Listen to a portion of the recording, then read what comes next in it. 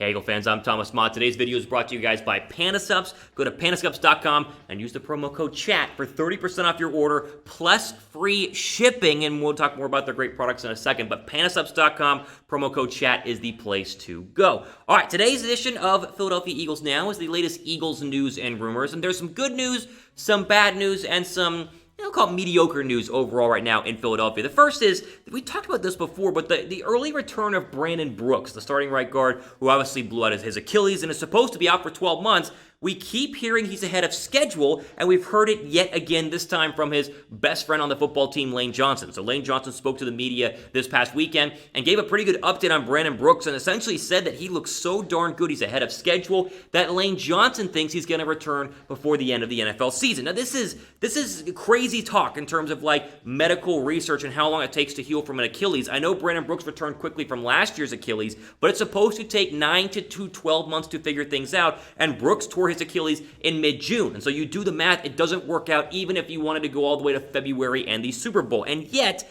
even though I'd be shocked if Brandon Brooks returns, Lane Johnson said this, quote, "Yeah, I can see him coming in later in the year. As far as his recovery is going, I know he's ahead of schedule. He's looking good. I think he changed his diet up, trying to optimize that recovery and trying to come back as soon as he can. I can definitely see that happening." Again, I'm not saying that he's not ahead of schedule, because he is. There was a video posted on his Instagram a couple days ago showing he's already taken the boot off. He's already doing bike work. He's obviously in fantastic shape. I mean, the dude has a six-pack. He's like 300 pounds and has a six-pack. He's crazy ripped. So if anyone can do it, it would be him. I just don't see how this is possible because, do the math, okay? June, July, August, September, October, November, December, January would be 8 months. An 8-month recovery would put him here for, week 17 and then the postseason? But that's still 8 months for a 12-month recovery timetable. You don't want Brooks to come back in and re-injure that Achilles. Now, last year, he did come back quickly. He didn't re-injure the Achilles. It's the other one. But still, there is some concern there for me. I would not get our hopes up. But I got to start with this because they keep bringing it up. They just keep bringing up this fact that he's ahead of schedule. We heard it from Doug Peterson. Now we hear from Lane Johnson. He's ahead of schedule. It's like, okay. I mean, where there's smoke, there's fire. I'm going to believe what I see. But right now, again, Jack Driscoll, Matt Pryor, Jason Peters is going to be the right guard for the foreseeable future. But you heard it here first. If it actually happens, it's going to be crazy. Do you guys think it's going to happen? Let me know in the comment section down below. Yes, Brandon Brooks will return this season. No, he won't. I'm curious where you guys are at on this. Let me know down below.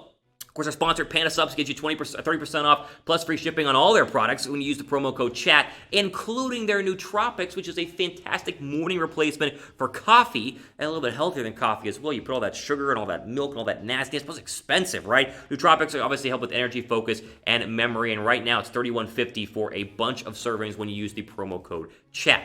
Okay, here's the bad news, and it's injury-related. It's not that bad, but it's still kind of bad. So the Eagles have released their updated, injury report in terms of Jason Peters' day-to-day, and there's some day-to-day guys getting back on the football field. But Derek Barnett and Javon Hargrave are out for an extended period of time, and really, Javon Hargrave is out for multiple weeks and is probably going to miss at least the entire training camp and should maybe be ready for week 1. It sounds like these aren't serious injuries, but they're still worth noting overall. Before we get into the exact details, make sure you're subscribed, because this is the beauty of this channel, is that while ESPN, Fox Sports, and the big boys are going to give you snippets of Eagle coverage, like very little, we do it basically every single day, and we have up-to-date, non-stop training camp coverage, so you know what's going on first here. So go ahead and subscribe. So here is the deal right now. First off, Derek Barnett is not as bad. It's a lower back injury. He's week to week, so he's probably going to return in the coming weeks. But the big one is Javon Hargrave. So Tim McManus, the Eagles ESPN reporter, said this, quote, "Eagles D-tackle Javon Hargrave will be sidelined for multiple weeks with a pec strain,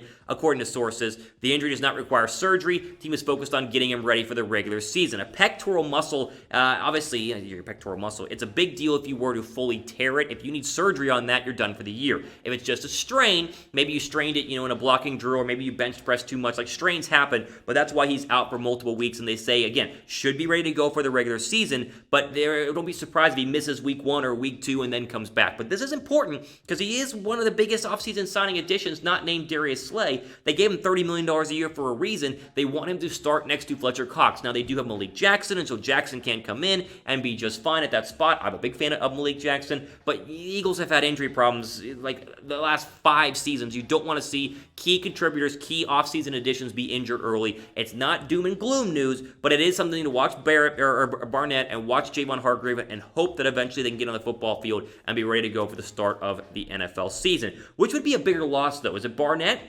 or Hargrave? I think it's easy to say Hargrave. Type H down below for Hargrave, B for Barnett.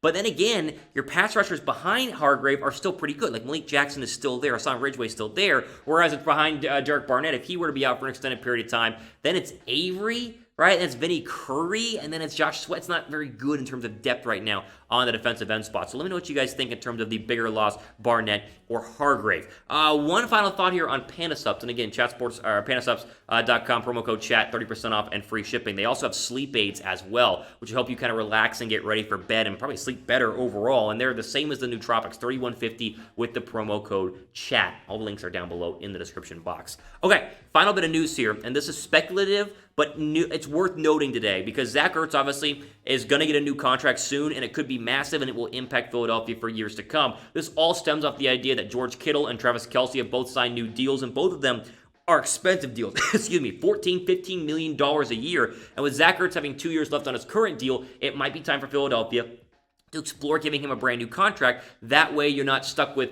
overpaying him, giving him $16, $17 million a deal a year. He's going to cash in big time, but it's going to be interesting to see when this contract is going to actually happen. George Kittle actually, when asked about his new deal, mentioned Zach Ertz. He said, quote, "I think overall tight ends are occasionally forgotten about or not advertised enough. And I think the fact that guys are exploding through the ceiling that was set with me, Travis Kelce got a fantastic new deal. I know Ertz is about to get one, and the guys that are just blowing through that, it's fun to see. I think tight ends will just continue to improve, and that's worth a lot to the team." Now, Ertz and Kittle, when you compare them from last year, Kittle was a little bit better overall in terms of overall stats, but Ertz did miss some snaps and some quarters, and even, I think he missed, 2 games there toward the end of the year with some injuries. So if you're saying George Kittle is worth $15 million a year, he's the highest paid tight end in the National Football League, then you got to understand that Zach Ertz is going to fit somewhere in the $14 to $15 million range. He's worth more than Hunter Henry. He's worth more than Austin Hooper, and yes, he's worth more than Rob Gronkowski's $9 million a year. And the problem is that Zach Ertz currently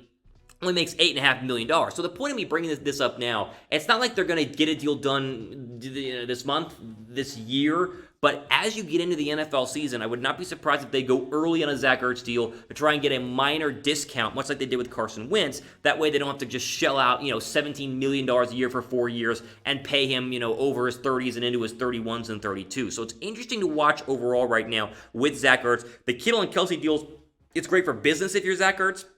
It's good for Zach Ertz. He's been the best receiver on the darn team for a very, very long time. So I wasn't surprised if he gets a new deal. But with 2 years left, we got to watch out for this because Ertz is going to cash in big. And the Eagles have cap problems, as we've talked about, like the worst cap situation in the NFL next year. So it's going to be interesting to see how they figure all of these things out.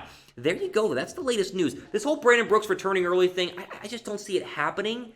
But maybe it does, because they keep telling us that it's going to. And so, smoke, there's fire. We talked about it. So maybe he returns early. I just don't see it happening at all. The D-line injuries, the Barnett one does not seem bad, but the Hargrave one is interesting because when you have a pec strain, it's a kind of a deal where you got to make sure it fully heals. That way you don't re-aggravate it. It's not exactly a hamstring strain, but it's a similar thought process because hamstring strains, if you rush them back too early, they can re-tear and re-sprain and be a whole mess. I'm not a doctor, but I've covered the National Football League long enough to see these injuries reoccur. And so Hargrave, I think it might just be a couple of weeks. It might be a month. It might be into the start of the season. You might not see Javon Hargrave, one of the big free agent additions, until the latter part of the NFL season. And with the hope is that Malik Jackson, who of course suffered an injury week 1 last year, hopefully he's ready to go and can fill in and do what the Eagles paid him big money to do. And finally, Zach Ertz, listen, he's going to get his money. It's just a matter of if and not when. And coming from a Philadelphia front office standpoint, you want to get that deal done whenever it makes the most sense for Philadelphia because you don't want to be locked in to a mega contract with any player over the age of 30. They're going to pay him. I'm not saying they're not going to, but whether they do it now or they do it later, hopefully they figure out the best way to make sure it's a team-friendly deal overall. There you go, though. All the latest news here on the Philadelphia Eagles, as we always do on Philadelphia Eagles Now. Tomorrow, great video coming up. We're going to do camp winners and losers. So who looks good in training camp so far and who looks looks bad in training camp so far. Some hints. Rager and Jalen Hurts, I'm hearing, look fantastic. We'll talk all about that tomorrow, so make sure you guys are subscribed and looking forward to that whenever we get there. Again, probably tomorrow afternoon, so stay tuned for that. Also, we have for today here on Philadelphia Eagles Now. I am Thomas Mott, your host and fearless leader. Hopefully you guys are enjoying the training camp coverage. The NFL is less than a month away. I cannot wait. Again, Thomas Mott signing off. Enjoy the rest of your day.